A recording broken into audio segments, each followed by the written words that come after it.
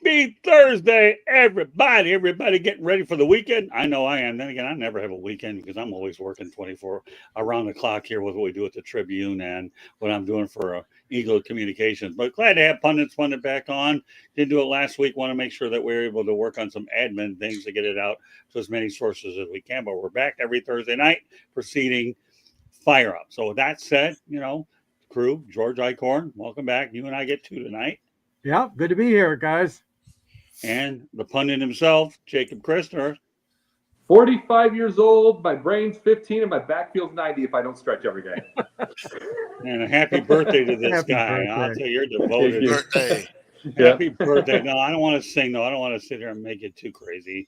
And Denzel Snipes will be taking over for me in about 20 seconds. Welcome back, Denz. I know you're doing cartwheels when we got it on Spotify, but now you'll be doing cartwheels knowing we're doing on more than just Spotify, and I'll get to those in a little bit. So glad to have you back on the broadcast, buddy. That last part deserves backflips. That's like 1990 Ninja Turtles, Master Splinter, 10 flips now. That's 10 flips worthy. No. The real April O'Neil, not this current one. Exactly. If I were you guys, I'd take the backflips out of my situation. Otherwise, I'm going to be finding myself in a different hotel called a hospital. So we'll leave it at that. So. No, George, you got to do the backflips. Oh, yeah. I'll be in one in about 4. I'll be one in 4 weeks, anyways. I'll be one in 4 weeks, but I'll cross that bridge. So let me just let everybody know here we're looking forward to a great broadcast tonight. Let you know that Pundit is broadcast around the world. The audio version of this show, Pundit can be heard on iHeartRadio, Apple, Spotify. All right, do your thing there, Denzel, and Google, wherever you get your podcasts. Our focus here on this network isn't to rely solely on video, but audio is very, very important as well, because George Eichhorn and I, that we're old school radio guys, you never saw us way back when, and want to make sure that we have the best of both worlds, old school versus new school, which is, by the way, a book that I am writing. We'll continue with that. Well, please hit the red subscribe button on YouTube, South Florida Tribune. We're striving for 8,000 subscribers. Please also comment and share the broadcast. Want to be a guest? No problem. Just be active in the chat room. Otherwise, send your topic ideas to southfloridatribune@gmail.com. If you want to advertise cost efficiently, call me 954-304-4941. We broadcast live on Facebook, LinkedIn, Twitter, and YouTube. Website, www.southfloridatribune.com. Twitter @TribuneSouth. Candy Ebling is producing the broadcast behind the scenes and does a whole lot of things. And I talk faster than IndyCars, but you know what? A guy who's definitely going to talk a little slower to me is a man I'll be turning over to now, Denzel Snipes. Take it away. Man, when you talk, you're somewhere between an auctioneer and an announcer at the Kentucky Derby. You definitely was that in your past life. Well, I've never been to the Kentucky Derby, and I've had people ask me if I've been an auctioneer before. But no, I just had to settle for a little play-by-play and an awful lot of radio talk shows and that kind of stuff. But yeah, I've been told a lot of people. So if I talk too fast, folks, I'll give you some great advice. Watch the episode again. Get it the second time. Why not? I'll talk faster if you watch it more, or maybe not. I don't know. You be the judge. All right, then.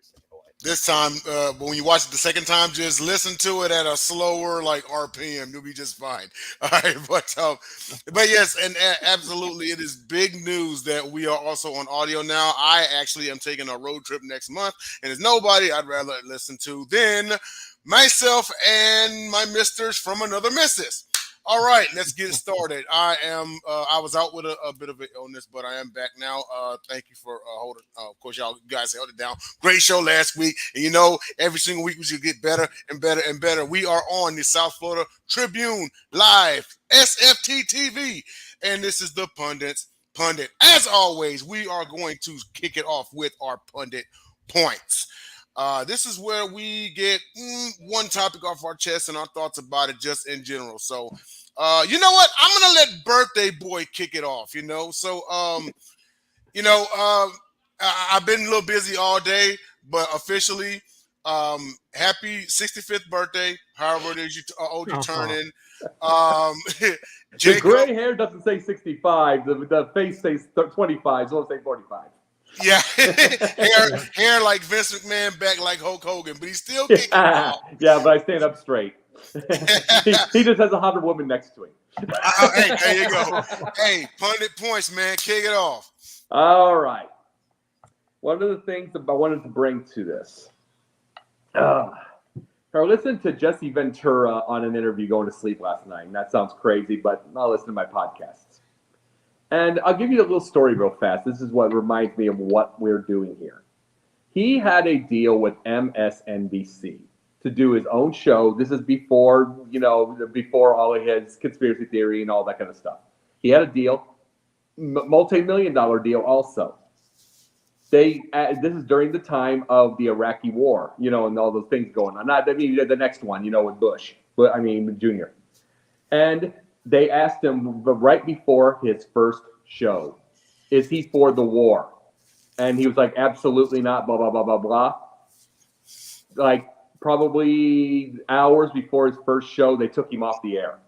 And then they just paid him for the rest of his contract with nothing because they didn't want him, because they were trying to control what he said. They wanted him to do the Lacey Peterson deal, which was played 10,500 times on the news at that time every day anyway. They wanted to know and everything. They wanted to control everything he said, and they couldn't control it, so they paid him out of his contract, paid the whole big bulk of it, and kept him home. Now, that sounds good.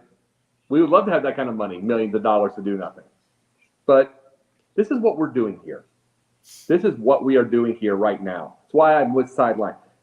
Of course I'm not with ESPN right now. Of course I'm not with the big names, if you will. But I don't want to be if that's what it takes. If you're telling me, I do topics. Scott knows this, George knows this, Denzel knows this. Jennifer knows it, everybody knows it. I do topics. They come with me, and so I say, oh, that sounds awesome, then we'll put the topics in. These are things that we find. We're a team. These are our topics. It's what we work. I don't want a producer telling me what I need to say, and we're not going to do it. And that is the thing. It doesn't matter millions of dollars. I mean, Jesse got lucky, but that doesn't matter. And it's like, I know this in my life. I've been an actor. I've been all of them. I know this in my life. I'm probably going to be, my acting is probably limited to whatever I make with my friends, and Hallmark Channel being the nicest guy in the small town. Probably have 50 of those movies. But you know something? I don't care. Maybe I'll be working with Kevin Sorbo. Maybe all of them. I don't care because I control what I say. It is called freedom of speech. We all do. And it's like, and if it takes away our piece of us to be famous, then I don't want it. I love it here. I love it here with the South Florida. I love it with Sideline Sports. Everybody understands me. And the period, if I am to go anything bigger, they're going to understand it quick. No one controls me. Absolutely. And I think that's actually something that people keep in mind about themselves is in anything, no one likes to be handcuffed, especially not when you sit in the back of some cruiser with lights on top of it. That's another story. But, no one wants to be restricted. You want to get to that point in your career, George, you could probably attest to this. Scott, you could probably attest to this. You want to get to the point in your career where you have your own creative control. It's the entire reason, Scott, why you launched the South Florida Tribune, correct? Yeah. Creative control. That is the key. It's plus my newest endeavor, which we're going to talk about a little bit later on. But go ahead. Yeah, it's actually the number one thing that I like about being a part of Sideline Sports and South Florida Tribune is when we get told, hey, it's your baby, you burp it, you feed it, you change the diapers, you raise it, right? And that is great. You don't have anybody over your shoulders telling you what to do, nitpicking. I hate micromanagers. I hate them, right. So, Jacob, great point on that one because you echoed what a lot of us, think when it comes to that topic. I want to swing it over to George now and get your pundit point. Well, the Detroit News, which is one of our two daily newspapers here in town, celebrating their 150th anniversary. And Scott and I are good friends with Lynn Henning. So they asked Lynn Henning to write the story, the lead article about the history of sports writing in Detroit in that newspaper, the Detroit News, which was always the evening newspaper. Now, Lynn did a masterful job. He went back in history and he talked about H.G. Salzinger. He talked about Watson Spolstra.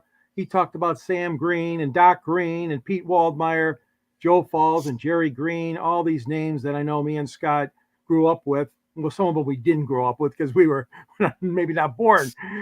But my point is this, and it's sad because there was a stain on the Detroit News Sports Department, the way they treated our friend Jerry Green. Age discrimination. Of course, I know, Lynn, you couldn't talk about it in the column, but man, oh man, that was a huge stain on the Detroit News and the sports department, the way they treated Jerry Green. Jerry, a man of substance, a man with a backbone, a man who covered every Super Bowl, wasn't out there pissing and moaning. He was unhappy, but he still stood up strong, and eventually they brought him back as a contributing columnist. All that being, there are some bad parts of your history of the Detroit News. You can go and celebrate 150. I'm glad you did. And again, Lynn, this is not on you because you did a wonderful job. The column that you wrote, chronicling everybody that was basically the columnist in the sports department. But what they did to Jerry Green is still a stain.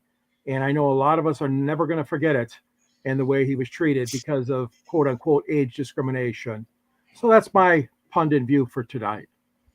All right. No one likes a black ball story, a black stain, just like you said. Somebody who, and in the era where, authenticity is appreciated, it's celebrated, it's lauded by who we would deem the real, the authentic. Don't feed into this. I know Jacob's gone off about it. I don't know how many times. We're not a scripted entity. No, we talk about how we think and feel about certain things, and to do that to one of yours, and he's like one of the veterans. Like, you don't blackball your veterans. I don't care who you are. What was it? It was on a Pundit. We talked about the layoffs at ESPN, Oh, yeah. And a lot of them were veterans. But you don't treat somebody like that. But nonetheless, congratulations to Detroit News celebrating 150 years. Motor City Mad Mouth, on you, buddy. All right. Well, number one, I want to piggyback off of Jacobs for just a moment. What happened to that Jesse Ventura reminded me a lot of what happened to Rush Limbaugh over at ESPN.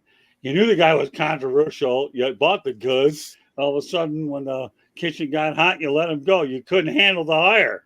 Why make it in the first place? But this shows you that, to me, and I love watching Rush Limbaugh. He went out there and brought a different dimension to NFL Countdown is what it was. And more power to him. I mean, Rush, let me tell you, Rush has no problems getting jobs. That's for sure. So great observation, Jacob. Now, my topic of the night goes to the New York Yankees.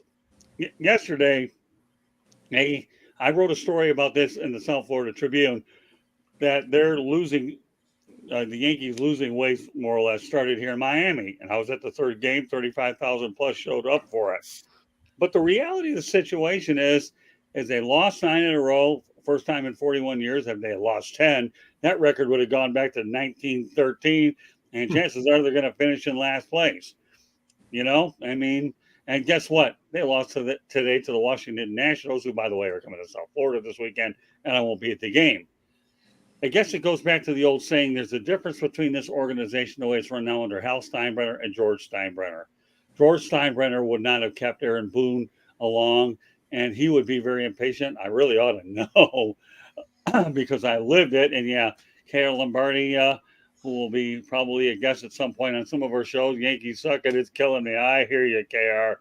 And get ready for another invite on 108 Stitches Baseball Talk before we bring you on a football show. So I breathe you, KR. I really, really do. But you know what? The Yankees are deep trouble, and I have a feeling that Brian Cashman and Aaron Boone are going to be heavily evaluated before it's all said done. If not, they may be gone. We'll see how this thing plays out.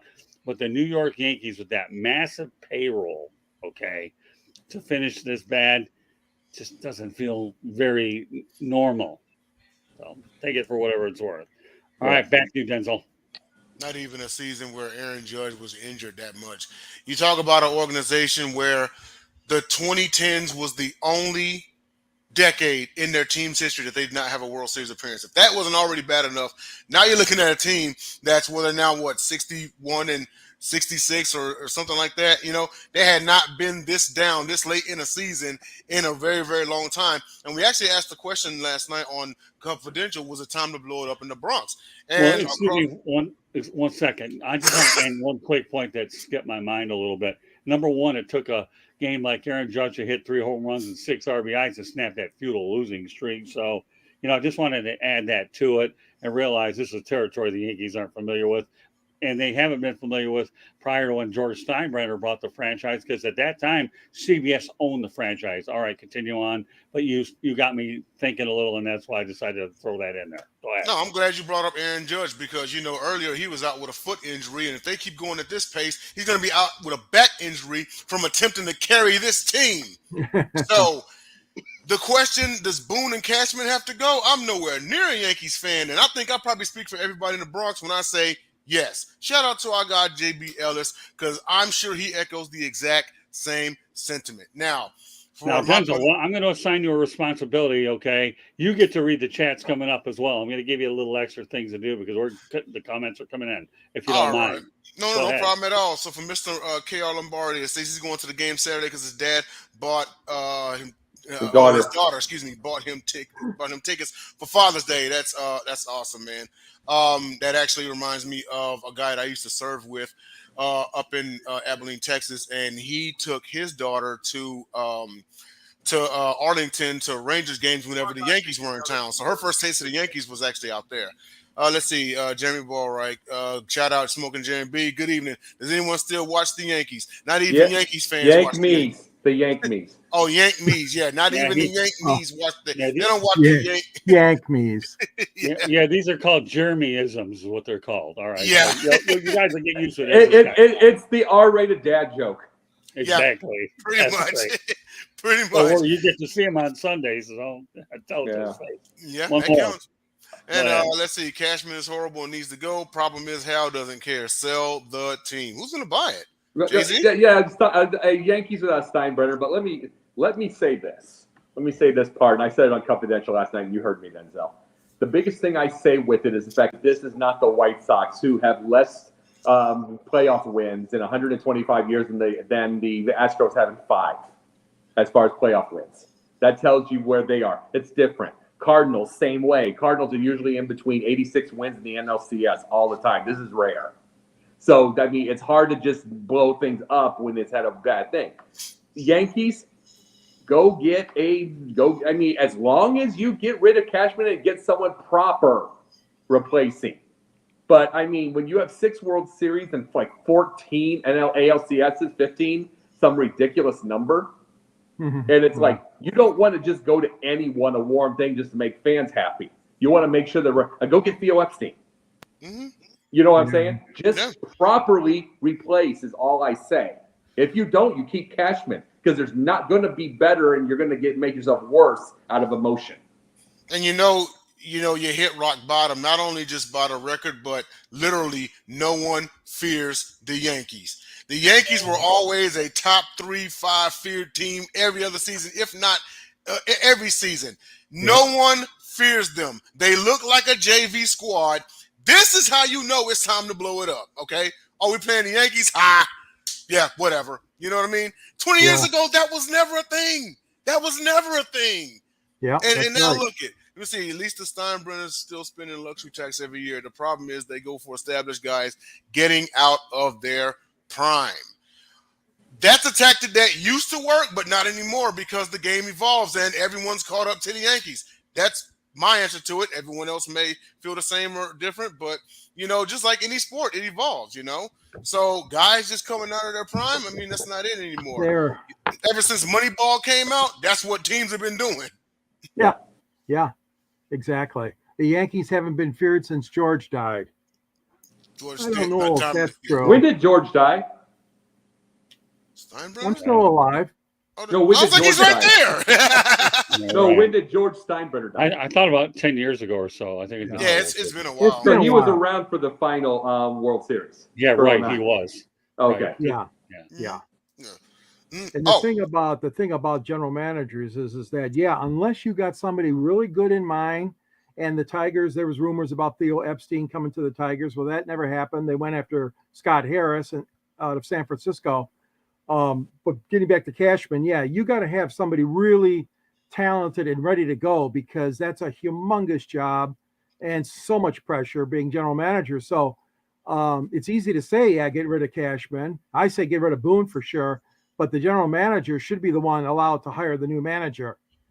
And that's something that did not happen with Detroit. But obviously it's a situation where, if ideal, you'd like to get the general manager first, is all I'm saying. But they better have some candidates ready to go to be interviewed.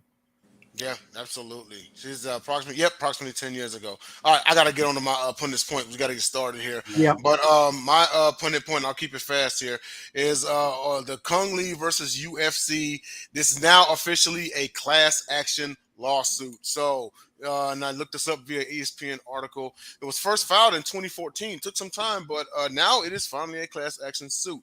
So about 1,200 fighters can sue as a collective for unfair business practices. This is a quote from attorney Eric Kramer. He said, "We look forward to demonstrating our allegations that UFC abused market power to suppress fighters' pay before a jury in Vegas." This reminds me of a quote from Dana White. And Jacob, you probably remember this. Scott, you probably do. George as well. As when talking about the fighters' pay, and Dana White said, they're getting paid what they're getting paid. You eat what you kill, right? And it's like, okay, because this is along the lines of, because we're talking about athletes that are putting their bodies on the line for the name of the sport, just like football. We've talked about these guys not getting fair pay and compensation for CTE. You know what I mean? This is in the same league as this. And it's not looking too good for the UFC, because you're talking about like football is one thing, but then there's fighters that are taking elbows, knees, like slams and things like that. And I know, we're talking about fighters that fight maybe 2, 3, maybe 4 times a year. But to think someone can't get seriously injured in the octagon is asinine, So, I mean, they have to get paid fairly. They're in a violent sport, okay? Yeah. So they must be taken care of. It shouldn't even be an issue. But it is an issue because of one thing: greed. Always remember, Dana White is a shrewd operator, just like his best friend, Vince McMahon. And Donald Trump. All right. Another buddy I have a responsibility here to get as many of these comments up as I can. So I hope you guys can bear with us. K.R. Lombardi, exactly, and how isn't the competitor George was. So that is a good comment. So, as we continue to work on the format here, the one thing you guys will realize that with the following we have to give our chats and put as many up as we can and maintain the flow, which I think right now is really good anyway. So we're just looking at, hey. Well, one of the things to say, and appreciate that, Scott. One of the things to say is, I see this was going to be one of the topics, but I got it changed because we found something. But I appreciate you bringing it up, Denzel. One of the things is UFC, the amount of money compared to the amount of money they pay their fighters compared to their revenues, 20%. Wow. Boxing is normally 50%. Strikeforce is 64%. It's fighter revenue. It's like I'm trying to think. Pride, it was like 46%. K1's like 51%. So I'm just saying, all of these are much more. So to use the excuse, we got to that, then it's 20%. See, the issue I have with the class action, it's 1,200 fighters. The vast majority of them had one fight, maybe 2. Because if you go 0-2 in UFC, you're gone. That's it. You rarely see a 0-3 unless someone had an alternate fight in the early days. You don't get to the thing. So the vast majority are going to have that one, which is going to be tough to admit that any kind of fault, because they fought many more places. With something like this, they fought many more places. So they're going to talk about injuries. They're going to talk all those things to get the money. But see, back in the day, the people that they had It was all or nothing. It was $50,000, $150,000. It would be one of those same things, and you make $1,000 back in those early times. So it was different in that time. But if it's 1,200 fighters, it's going to be a lot of those early fighters, and the ones that were in those tournaments, which might have a thing. Except I figured the numbers. I figured the numbers on this. They're going for $813 million. The thing is, they're going for $813 million. Divide that by 1,200. That's 617,000 per a fighter. So they will finally get main event pay if they would win. But you know it's not going to happen. You know it's going to be a settlement, which would be about $40 million, which is about $25,000 per fighter. Yep. So that's about $25,000 per fighter, which is what they would make anyway. So everybody getting themselves into this, it only helps the UFC because they can settle that. I can see that. I Yeah. can see that. Very Absolutely. true. Well, I want to get on to Did you have something to say, George? Or No, I agree with you. I I'm mean, just agreeing with you. yeah, you can't shun the stars of the show are the guys in that ring, and they need to be treated fairly. Absolutely. Yep. Absolutely. There's no promotion without them. Well, I just want to go on to our first topic of the night. Those were our pundit points. Our first topic of the night, and that is the fortunate suicide of two of the members of the Arizona Cardinal staff. Nick Chad, 23 years old. the kids. Never kids. 23 years of age. Took his own life, unfortunately. And then Ryder Lauer, son of Arizona Cardinals longtime photographer Gene Lauer. He was 16 years of age. Jacob, this is your quick switch one. Start off with you. Your thoughts on this and why you brought this to the fold. Do you see? I heard this from the Arizona Cardinal thing. There was the announcers that brought this up, and I knew I had to switch something. We have this. We have put the suicide hotline number more than once on this show. We have put this, but we have been doing it for adults. This is our first time with kids, and we're starting to see this more with kids, and especially since COVID. What the government did in the midst of all this, okay, we're trying to protect you from the virus. Well, there's a whatever we could say about the virus. I'm not going to bring that part. We can debate it all day. But what it did do, and there's no debate to this, is that you had a bunch of kids who are already afraid of, they're already half afraid of people in this world now because they're on phones more than anything. They're not outside as much as we all were. They're not meeting people like we all were. They're all digital. And then you did that. You took away whatever outside they already had and you kept them inside for 2 years. Then you played fear porn like the media tends to do. Played fear porn with it. So then you got them afraid. I have been at my job that I have been at, and I have seen 12-year-old kids. Like, this is a couple of years ago. This is the second time he was out, and he was like this until I finally warmed him up, and it took forever. And I'm very good at warming him up, but it took forever. It's just because of how fearful the whole thing was. And, with or without masks, without anything. We did this as people. All four of us were outside as kids. Right. All four of us had friends. All four of us just messed around. We made forts. This is going to be part of number 4's topic tonight. We were going to tell it later. But we made things. We kept it out. We didn't get on digital. Digital's fake. Much as anything else, Twitter, they might be real or they might be bots. We don't know. Say thank you and move on. I never learned that sometimes. But see, I can put up with it because I was outside with people all my life as a kid. And now when you're taking this all away, you are bringing more depression in. And then you're doubling it down that most of these kids are on drugs now. They're on a Xanax.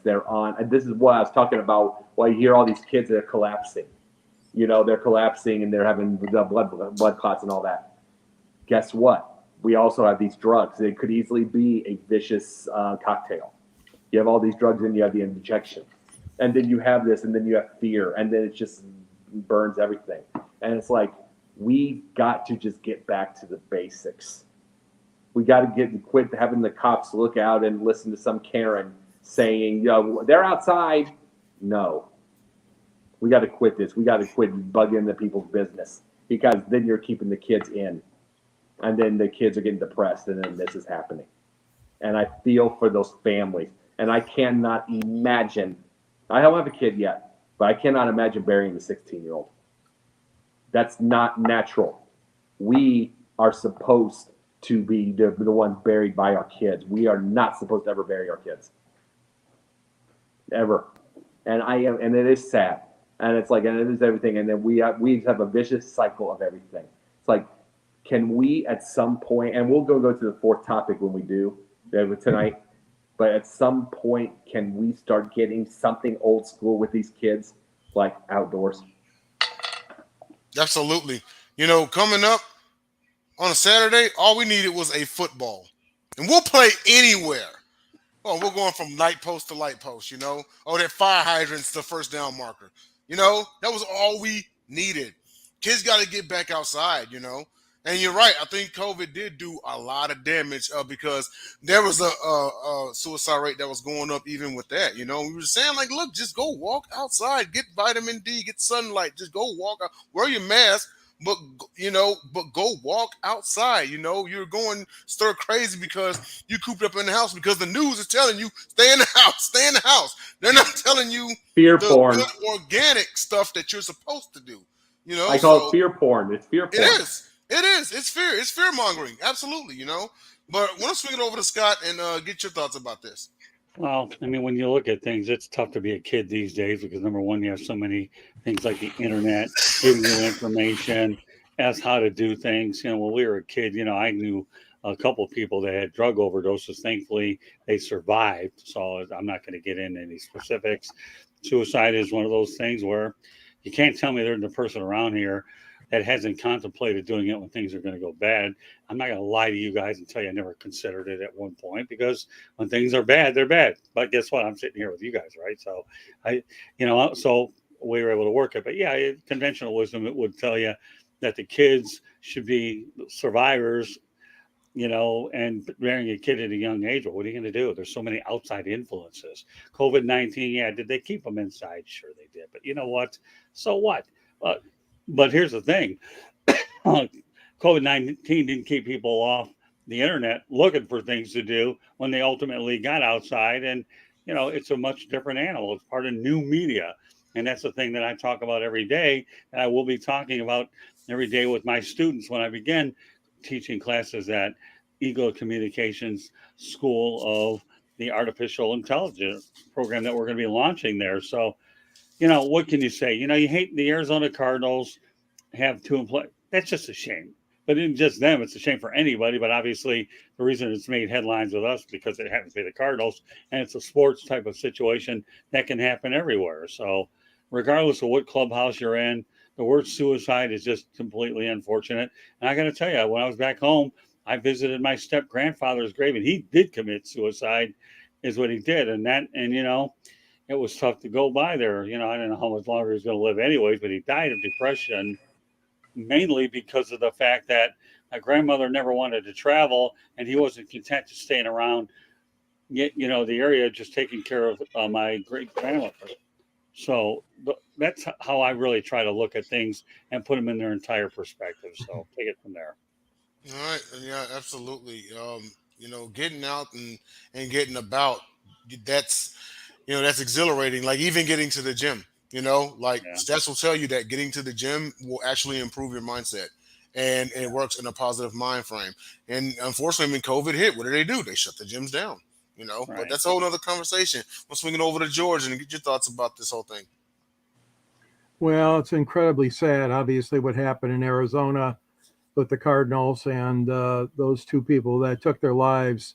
When you're in that situation, we tell people, call, get somebody to help you, talk to somebody, do something. Just don't think that the world is closing up on you. There are people out there, there are professionals out there that can help, and there also are non-professionals, family members, anybody that you could turn to for help. One of the things that I noticed in the last several years, especially with being a churchgoer, is how few people are going to church anymore. And I'm telling you that the church at one time was the center of the neighborhood. It was the center of that side of town that you were hanging out in, whether it was going for classes at night, whether it was teaching you woodworking or crocheting if you're a lady or whatever. They used to have evening courses when I grew up. All that's gone. People are so far away from church, and it's not just one religion I'm talking about in general. And so we've lost that identity with trying to get help. Youth groups at churches, their attendance is way down. And again, it's all this, I want to be free. I have too many other things going on. I've got sports going on. I've got this going on. I know you do, but there comes a time when you should be able to have some fun and have some joy and have some camaraderie, like you guys said, with people other than on the phone, on the texting. Put that down and go outside, join a youth group or join an organization, do volunteer work. There's plenty of opportunities to become involved in different things to help your community. And like I says, I think those are a couple of things that were on my mind, that people have drifted away from organized religion, and they've also drifted away from the youth having groups together. And I'm sure the Girl Scouts, Boy Scouts, Cub Scouts, I'm sure their numbers are probably down too, from where they used to be when you guys and I were growing up. So I think we do have to get back to that one-on-one or one-in-group time for our grandchildren and children to be able to enjoy that and hopefully not have bad thoughts like that being suicide. Yeah, and K.R. Lombardia says obviously what we all think: suicide is bad. Sad. Sad. Yeah. It's Well, the you're right, church, K.R. Well, the church, what the church had, and I went to an Episcopalian and Anglican church when I was a kid, and I went to a Christian school called the University. There is everything to it. And let me say this about the church. After our church, you had a couple of kids that you hung with. There was a little thing down the stairs, a little basement, had a little fun. First, you went to go get the donuts because they had donuts and coffee donuts for the kids and milk or juice or something, and then the coffee for the adults talking about boring stuff. You know what I'm saying? And then, you get all that, and then the kids go downstairs, run around, we mess around, wrestle around, whatever you did. But you want to know what that is? There isn't a suicide rate when you have that. There just isn't. Not much. I mean, you can't say it's 100%. But when you just have people around and people that you feel good, if it's the fun way you do it, trash talking, you have that. Like fans do, Denzel, that kind of deal. You get to that thing. If it's wrestling around, you have that. That's just the idea. It is human interaction. We miss these things. And I'm not saying we don't know what happened with them by itself, but it's just happening overall with the kids. It's just like, there's just such a, and here's the thing, this kid, the 16-year-old was he was in lacrosse. It was in all this kind of stuff. But here's the question. Was he getting bullied? Was it because bullying is causing bullying is causing kids, boys and girls to kill themselves? And it's like, and one thing, and I'll tell you why that's causing it, is because schools are saying, no, you can't fight back anymore. You're going to get in trouble too. Yeah. Yeah. When you have a bullying you used to be able to say, okay, I'm going to get them back. Okay, you might have got beat up, but they respect you. Period. That you might respect you. Period. End of story. Instead, they're saying, oh, you're going to get in trouble too. And then you get to this thing. Now, what do these kids think? What do they think? Oh, I'm going to get in trouble? They don't have the same mindsets that a lot of adults do. I don't care if I get in trouble, I'm going to do it anyway. They don't have that same mindset. They're scared to death. Yeah. So then where do they go? What's their next thought?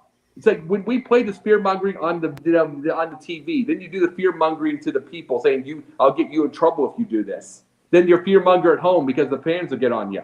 Where else do these kids have? Where else can they go?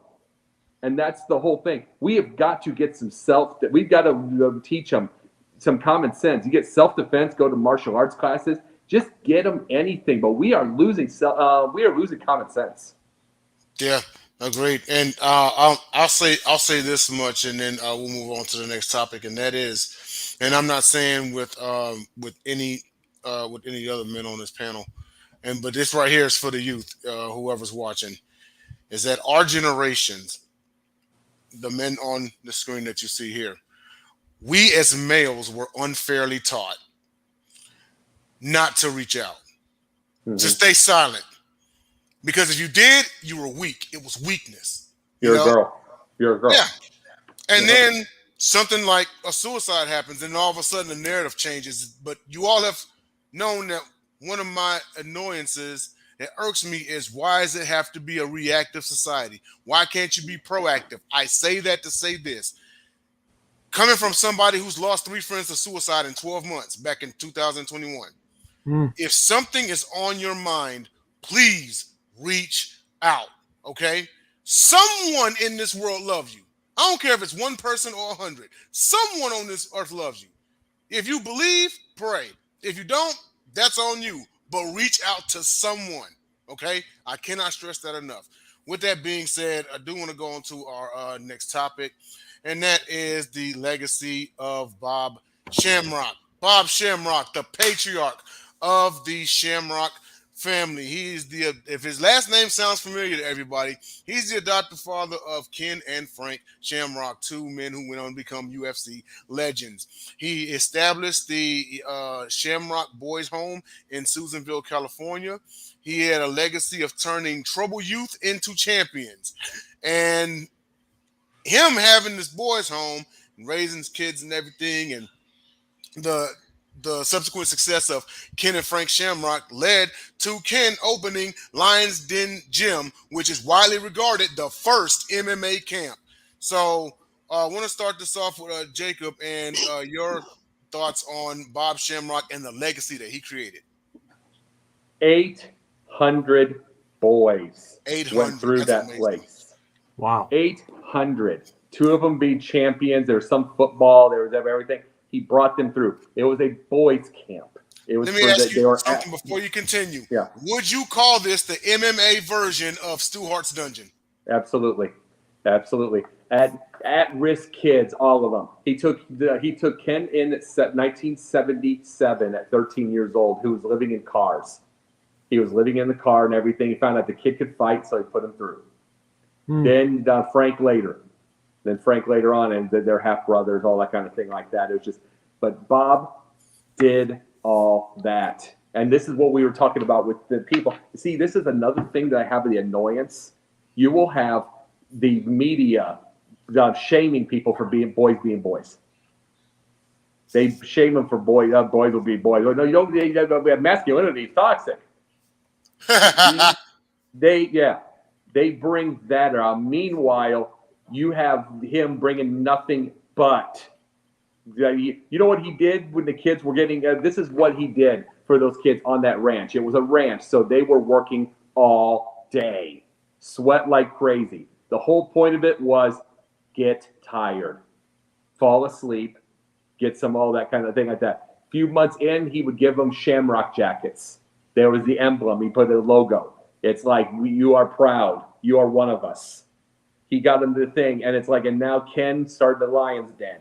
He did that as he got older, and he has everything like that. And that is the thing. We bring this whole thing of toxic masculinity that saved 800 boys' lives. Masculinity saved their lives. That's another thing of why we talked about suicide earlier. You got boys that are afraid to be masculine because they get shamed. They don't know what they are. Then there's nothing to ding, and then you don't have a Bob Shamrock's been gone a few years. He was only 68, so he could have kept doing this. It's like, and it is missed. We have boys that, considering how they brought Boy Scouts and Girl Scouts together and merged it up and all that kind of ridiculousness, all they've done with this, boys and men need other boys and men. It's just it's different personalities. They just do. And it's like, and when you have a Bob Shamrock out there and you had them and he saved lives, saved these kids, kept them out of trouble, put them to work, sweat, do everything like that, became their dad. How many kids are out there now that don't have that guy? He's gone now. I mean, Ken does the best he can. He's got with the thing, but he's getting older too. How many do we have that do not have that? It's then gone. they're in trouble, Yeah, it's gone. And they go to jail. And you know how the jails are inundated. How many kids did he save from jail? Out of 800? Yeah. Yeah. How many did he save from jail? That's the whole point. Yeah. It's like that he kept them out of jail, and then they had productive lives. That's the thing. It's like we could have this, and it's like we could have this right now, and it's like, and then no one was telling Bob Shamrock he was that he was toxic when he's getting kids working on a ranch, and then by the way, if they wanted to fight, he brought them in the boxing ring, and then they'd wear themselves out. They'd wear themselves out because they can't fight. They're like, okay, that's enough. It's what you did. Then guess what? They went to the dinner table and they got along. Yeah, pretty much.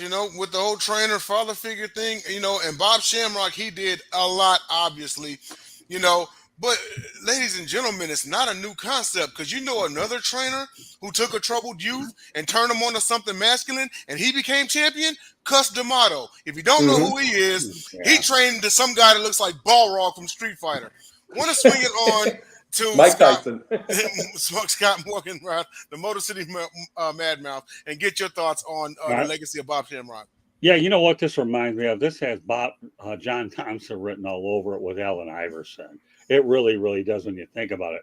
More power to Bob Shamrock. Think about how many guys that John Thompson had to get straight and took him under his wing. Unfortunately, Patrick Ewing didn't have enough success at Georgetown, but Patrick Ewing went on to have an outstanding career. And the list of Georgetown players that went on in the NBA were fine. But think about it. John Thompson and Allen Iverson. Iverson was in deep trouble before he got under Thompson, and you saw he went on to have a pretty solid career, good career. So I don't know. That's what this example reminded me of, anyways. Yeah, this is reminding me of because it's not always going to be your father.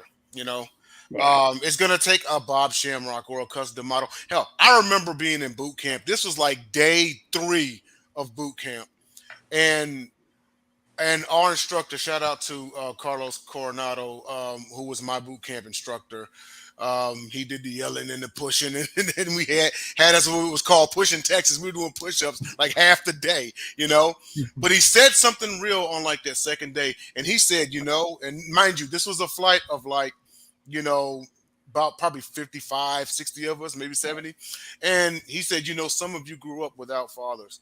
And during these next 6.5 weeks, I will be the closest thing to a father you ever had. That's deep. And then just think, near graduation, we got done with FTX. It's now known as Beast Week, and we got awarded our Airman's Coin. So those of y'all who don't know, whenever a trainee is awarded an Airman's Coin, that is their official transition from trainee to airman in the United States Air Force. And there were ones in tears. You know why they were in tears? Because they got told, well, outside of finishing high school, you'll never amount to nothing in life. That's an accomplishment. But this is what people like this do. They do something positive for them. Anyone can say, yeah, he's doing their job, but, whereas to them it might be another day at the office, to somebody else it's something huge. So with that being said, I want to swing it over to George and get your thoughts on Bob Shamrock and guys like him. Yeah, what a great story. Bob and his wife Dee Dee, they could not bear any children of their own. And when I was doing my research, and that really struck out at me because how wonderful is that? They're contributing to their own enjoyment of helping boys out that need help. It's a remarkable story. It reminds me of a fellow that we had in Detroit. His name was Sammy Washington, and the church was called St. Cecilia, and he created a program for basketball called Ceciliaville. In fact, the Detroit Pistons last year, for several select games, they wore a special uniform to salute Ceciliaville. Sammy's gone now, Hall of Fame guy, very similar to what Bob and Dee Dee Shamrock did, taking kids in, learning them the game of basketball, but also teaching them things that they needed to know for life and growing up. And Emmanuel Stewart, our friend Scott, the boxing trainer, he's another one.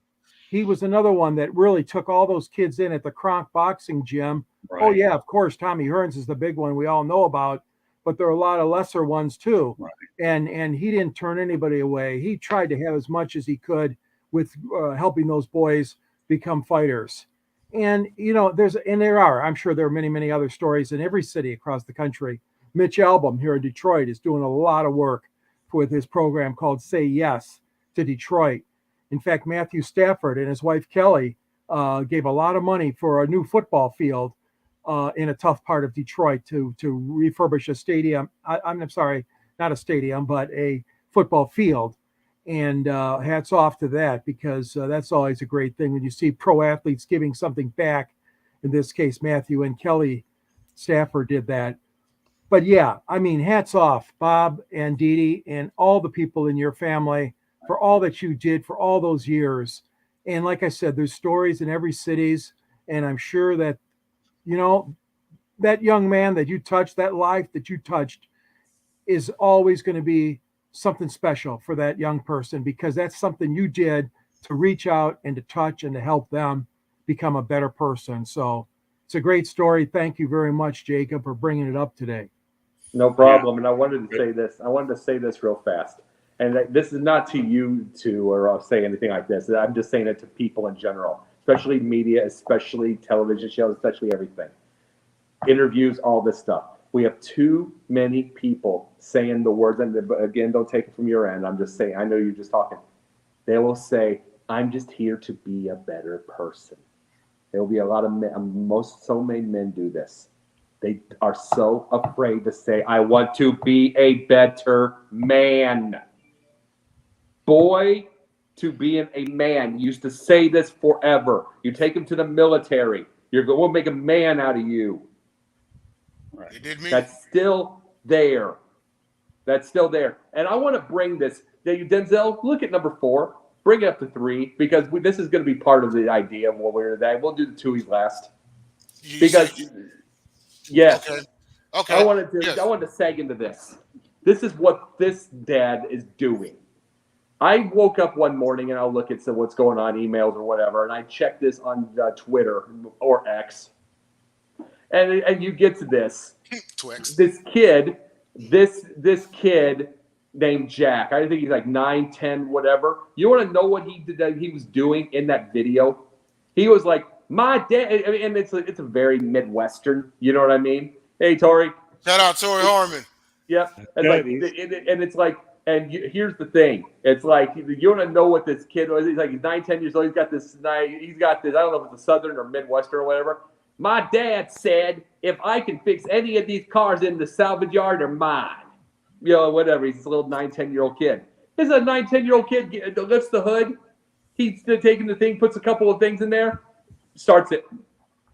It is now his. A little bitty car. He's 9, 10 years old. He's going to learn how to drive. Do also like 9, 10 years old, 11, whatever he is. I don't know what he is. But then you look at other videos. He's growing pumpkins. He's making his own food. He's getting all that kind of stuff like that. Grow Jack outside. 27,000 subscribers. And I'm promoting it tonight because it needs more. It needs 1 million. Okay. It needs 1 million. I was doing it online. I was trying to do it from our Let Talk and Sideline Sports. It needs a lot more. I love the 27,000, but it needs a lot more. We were talking about what Bob Shamrock did. We were talking about with the whole situation with kids. Here is what is to your best of your ability is going to prevent suicides and depression to the best of our ability. Getting outside, turning a boy into a man, doing things, teaching them how to grow food, teach them how to fix cars, change tires, everything. That kid's not inside. That kid's not with a tablet. That kid's learning things.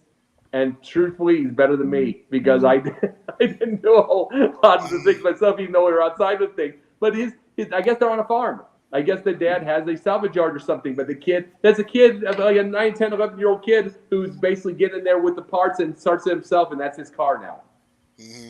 And it's like a kid doing that himself. It's like, how many kids are doing this? And it's like, you want to know what we can do for boys, turning them to men and to the best of our ability prevent depression? These things. Yep. These things. And it's like, I mean, I don't know if you guys saw those videos, but it's amazing what that dad is doing for that child, for that boy. Yeah, absolutely. And yeah, a little bit more background about it. Yeah, that 27 Gojek Outdoors, 27K subscribers, 164 videos. It's saying outdoor growing up, and if you've ever seen it, these aren't just regular size like watermelons or pumpkins. They are ginormous. Okay, they're about the size of cars. But see, I want everyone to notice a trend here because take somebody off the streets, you train him, you put him in the ring, he becomes successful, and then he opens up his own camp. That kid that fixed the car at 9 years old, you know what boys like that grow into? They get their own mechanic shop when they get older. Yep. And then when they get their families, they pass it on to their boys. Or they work on a pit crew for NASCAR or IndyCar. Boom. Exactly. If Yeah. it involves a car, they will turn it into, and it's crazy. These are the things that they need to do. This is the old school things, the back to basics that Jacob was talking about that you need to do. Get them outside, get them going. Get them in the ring, have them doing something physical. With the granted, yes, UFC and boxing is a violent sport, but rather they be in the ring committing legal violence than committing illegal violence that gets them in prison. So where do you want your kids? In the ring or in prison? But with the Growjack Outdoors thing, it goes to that old school, living off the land kind of deal.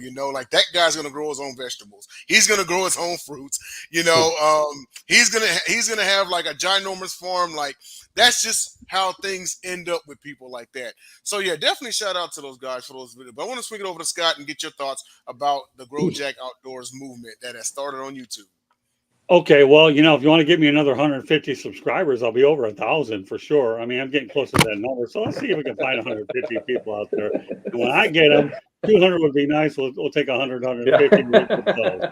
I mean, if all these people getting how many subscribers were there? 27,000. Wow, that's a lot. Hey, you know what, man? Hey, Grow the Jack, do me a favor. If you're hearing this show here, why don't you find me 200? You obviously know how to get that. You're in 5 digits, and I'm looking to get to 4 digits. Okay. Hey, look, With that said, grow an apple tree. You got it. Yeah, Scott. well, I don't know. My association won't let me do it here. Otherwise, I'll be in trouble. So, but here's the thing, okay? This is a cool topic. I really, really do. But you got George Eichhorn and I, okay, on this show.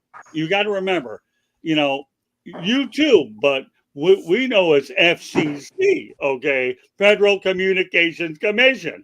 So for all you YouTubers out there, if you didn't comply with FCC, you're in deep trouble because, it's amazing how this new media stuff, I love talking about this stuff, it's just crazy. I mean, you want to get me cranked up here this late at night? Don't worry. I got a broadcast later on when we start eventually, but the whole idea is more power to this guy.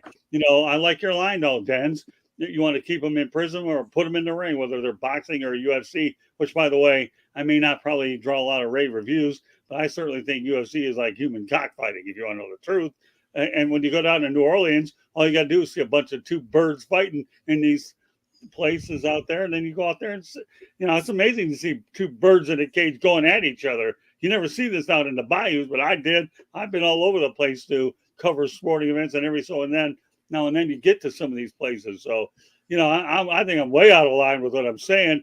Okay. But, considering I've been on the road a lot, this is called information. And our goal here is what? Entertain and inform, right? Isn't that what we're supposed to do? So we can't lose sight of that, okay? So whether we grow Jack outside, whether we talk about Pundit, whether we talk about the other 12 shows on the broadcast that serve a purpose, more power to them. You want to make sure the young kids / young adults are headed in the right direction and not headed in the wrong direction. It's okay to go out there and eat those 60-second meals out of the grocery store rather than having bread and water, and all of a sudden wondering if somebody's going to give you a headache that Tylenol can't get rid of. So, but no, I like this topic. I think it definitely does have correlation with the other one we spoke about. And again, the one thing I want to mention on Pundit, folks, is we're a magazine show. Let's not lose sight of that. We are a magazine show. If you're looking for, one of those statistical shows, sorry, this isn't for you. If you want a stimulus thinking response show, like our new Mr. Opinion, okay, talks about, and yes, our new Mr. Opinion, Christner, okay, this is what it's all about, man.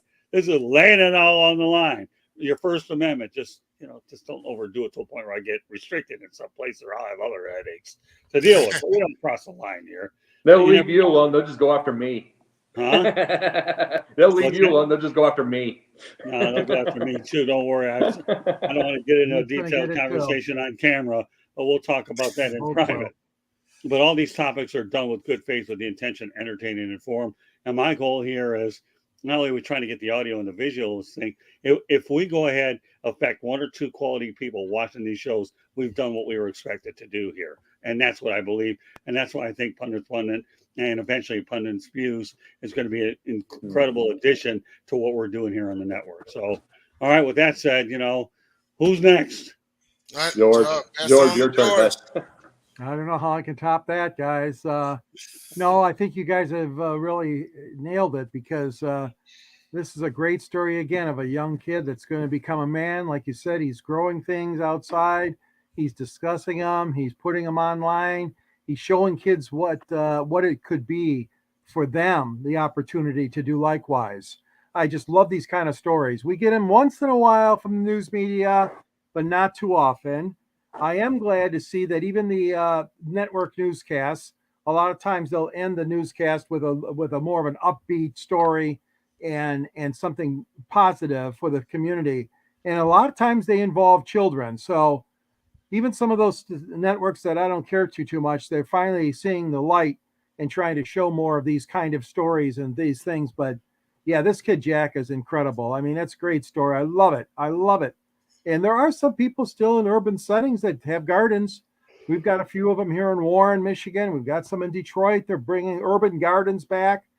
But it's not just the adults. I think the key is, like we talked about earlier, get the youth involved, get the boys and the girls involved, and make them have responsible chores and tasks, and that'll make them better and more productive in society when obviously they're getting a little bit older. Not quite as old as me.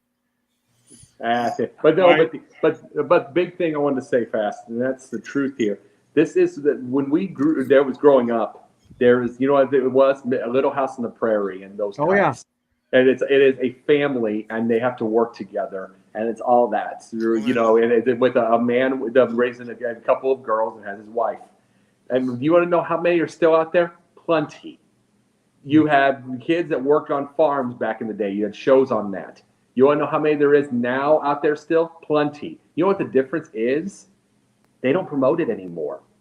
They don't promote the thing anymore. It's people keep saying, "Oh, we don't see these kind of kids anymore." Oh, there's plenty of them. Oh, there's plenty of women that want a man's man. Plenty. They're just not promoted. It's just you get like Rachel Zegler, who's trying to do something with Snow White, say, "Oh, she doesn't need a prince," and everything like that. She's gonna be her own, that kind of destroying Snow White with every word she says. But see, that's what gets promoted. Plenty. You're just killing your movie because there's plenty of women out there that want a man's man that do protect, and you're just and they're not going to change their mind because of you. We promote the wrong things. It isn't that they don't exist. This is what I want to give this world. We don't promote right. If you want to promote one thing, you got to do it, because you still had the 60s and the 70s New York, and rough and gruff, and you had everything from Robert De Niro, and all that kind of stuff. You had those then, but then you also showed family. You had mixtures. Now you try to show one, and it's like, guess what? Everything exists. Family, men, everything exists still. Just have to know that you have to promote. It has to be promoted more. And it's like, and that's, what do we do? It's like, unless we start our own. Yeah. All right. I should point out we have a crack weather update by Jeremy Ballrick. Okay. Nasty storm brewing here in Flint, Michigan. So, Jeremy, if you can't make it on the show, we got 3 people. Don't worry about it. That's just Michael Moore farting. Yeah. And just go out there and cover up, Jeremy. Heaven forbid something happens to you. We'll protect you for Sunday. So, but here you go. There's your Flint, Michigan update. And you know what? A lot of people, he'll be there. Look at that. Oh, I love these crack weather updates, especially when they involve airtime. Look at that. Entertain everybody. All right, Denzel. Back to you.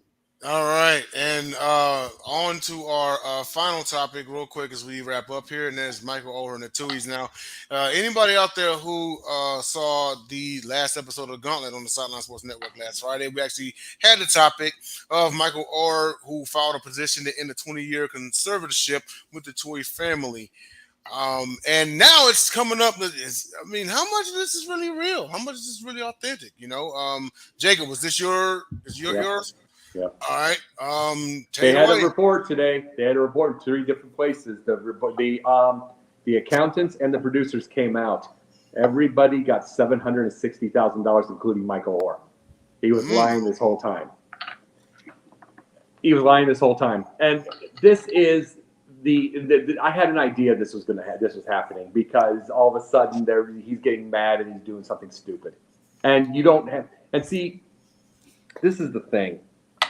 You want to know how many kids now just blew it? They just got blown up. Their hopes blown up for a family. Because you want to know how many Tuohys out there now are not going to trust this. True. They're not going to trust this because something like this could happen. And it's like, and you have a falling out, and then you get to this. There's a conservatorship because of a kid from a different era or a different walk of life. I mean, this isn't Mr. Drummond with different strokes here. It's a little different. Well, that's going back. This is from a different war. This is, I mean, we can bring that thing. This is not 2 kids from the streets going into a rich area and blah, blah, blah. This is a kid in a different situation in life. You're a conservatorship because the family understands money. The family, you're trying to protect them. You're trying Jacob, to protect I them. want you to go ahead and read this chat. Okay, go ahead. The Tuohys took care of him. He's ungrateful. Yeah, I know. Mm-hmm. Yeah, and it's like, and it's like, and there's that thing, and it's like there is one big deal with situations with this is like you can have kids out there that are looking for families. There's going to be a lot of them now that they're not going to do this, especially little black kids. They're not going to have a family now, and this can be on purpose. And it's like he did this out. There's no question this is impulsive, no question, because he did not think this through. The Tuohys are very, very wealthy. They're going to understand money. They're going to know how to get to and improve and everything, where this guy did not, even if he was in the NFL. And he's 37 years old. Yeah, absolutely right. Mm-hmm. And that's the thing. It's like lying now is just okay, for one thing, you're never going to have a relationship with him again. That's the unfortunate part. But now you just hurt. Michael Oher, you just hurt so many kids that could use families. And this is everything I've been trying to say. I'm going to say quit it with the color. If it's a white family taking a black kid in, good. Black family taking a white kid in, good. I mean, Chinese kid, Thailand, from across the world, we're humans. Boys, girls, everybody. We need help getting them foster, getting them adopted. And you doing this, Michael Oher, does not help. Does not help a bit. You lying about this out of your impulsiveness and your ego. Now you just hurt a bunch of kids because they're not going to trust. Yep, it's definitely going to be unforgiving. Swinging over to Scott, your thoughts about this topic? Yeah, you know what? I want to piggyback off of what Jeremy said out there because I think he makes a couple valid points. He is making teenage adoption and conservatorship seem bad for orphans and foster kids. He's really right. I mean, when you put things in perspective, I mean, this is all about hurting kids and making it harder for them to develop. And, it's sad, but it's true what this guy is doing. And again, sometimes we have to uncover stories that we don't necessarily like, but it's we obviously have to do it because that's the world we live in. So I don't like any of the dynamics of this whole thing, but what can we learn from it? You don't need snakes like this out there, and you have to follow this guy's example to make sure that, can we learn from really anything?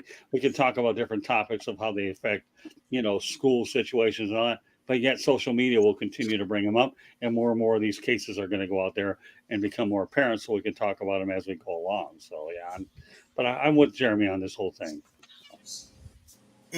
Yeah, absolutely. And it's so unfortunate because, we just had the great story on Bob Shamrock earlier and how he took in kids. And then, here comes this whole thing. And now The next story was going to be pretty much, and it's anybody's guess at this time because the reports are fresh, is what was this man's angle? I agree with Jeremy Barright. Like it was ungrateful, it was selfish. He really wasn't thinking about anybody else who could be in his situation for the future and how much it could hurt him and hurt their chances. I think he has a book coming out too. I think that was the reason.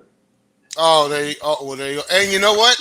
That actually is not out of the realm of thought because whenever, either someone has a music album coming out or some sort of project, they might want to stir up a little trouble, stir up the pot a little bit, get them to, buy more books. Is he going to mention it in the book or something? Yeah, to kick up book sales, But it's the wrong way. I don't agree with it one bit. But we've all seen it happen before in entertainment, Right. So I want to wrap this up by getting with George Icon and getting your thoughts about this. Well, it's a situation too where again the media is jumping on this story and acting like everything that Michael said is true without verifying the facts.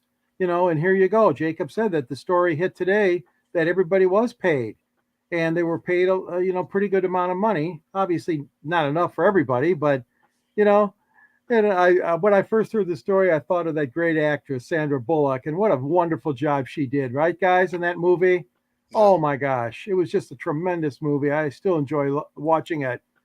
And, that whole thing was just kind of like exploding and blowing up. Poor Sandra just lost her husband recently to an untimely death. And now this whole thing came in. And it's just, again, it's another typical media situation, jumping on a story and not clarifying, not waiting to get some facts out there first. So it took over a week or 2 weeks. I don't know what it's been since it first came out, probably a couple of weeks.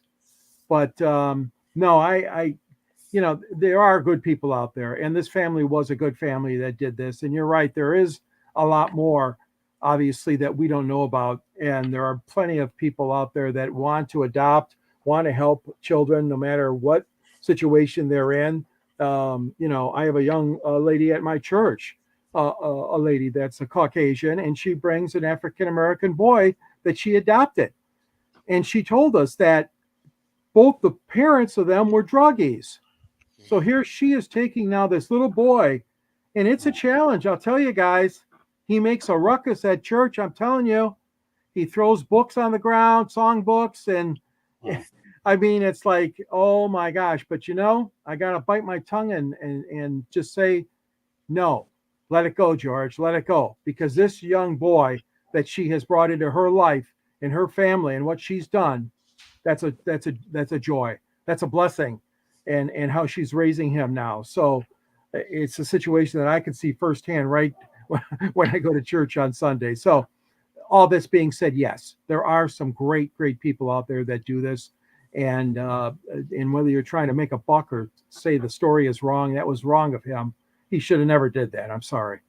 And I'll tell you, can I always say something to Denzel before I get, because we're not going to do one of those ending things tonight. So I want to say one thing to end this.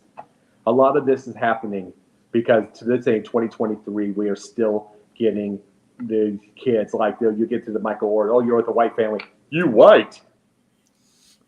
You white. You white. Let me ask this question to everybody that does this.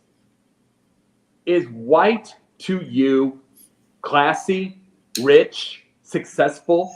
So are you insulting yourself?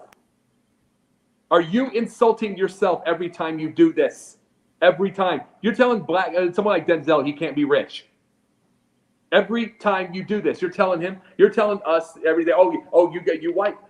Let me say this. You want to know, to this day, 2023, every time you look at the comment section for like Cosby Show on Twitter, or on the YouTube, they'll be saying, that wasn't like a regular black family. No.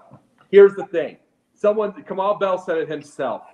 This wasn't like a black family that was thinking about money. This wasn't Good Times. This wasn't James Evans. This was a black family that didn't have to worry about money. They're rich. How many black families would love that? How many black families would love that opportunity that never really have to worry a day in their life about money? And you got 5 kids you can raise, and you can get Theo to NYU. And you can get this, and you get them all with and then Hillman, obviously, from that show. You can get them there. How many would love that? But yet you still get 2023, you're still getting this mindset of, oh, dude, that's white. Don't. How about this? How about we're human? We're men, we're women, we're boys, we're girls. Let's quit this. Okay, melanin's different. Let's quit this. Let's quit this divide. Let's quit this fight. Because it's this fear-mongering, the fear porn, and the divide is just going to turn us to a civil war we don't want. I should point out that once again, following Pundit's Pundit, Fire Up features myself, George Eichhorn, Jeremy B., and Tori Harmon. So stay with us in the South Florida Tribune YouTube channel. Great job by you guys. Denzel, anything else you want to add to this? Actually, that's pretty much all I got, and I'm going to pass it on to the valedictorian of the South Florida Tribune himself, Scott Morgan, to give the valediction. Valedictorian is probably far from what I did. My life in school was called winning ugly. And what was it? You had a C range? You were in the C's? Yeah, C, but I also paid my way through college too, though. Oh, hey, so did I. No student debt, man. That's okay. I'll take the C over the A that took him 9 million years to pay. I don't care. Winning ugly, baby. Out there, as Dick Vitale would say, awesome, baby. Winning ugly, paying your way through. Back in the awesome, day. baby. That's it. He's not far away from us. 28 cancer treatments for our friend Dick Vitale.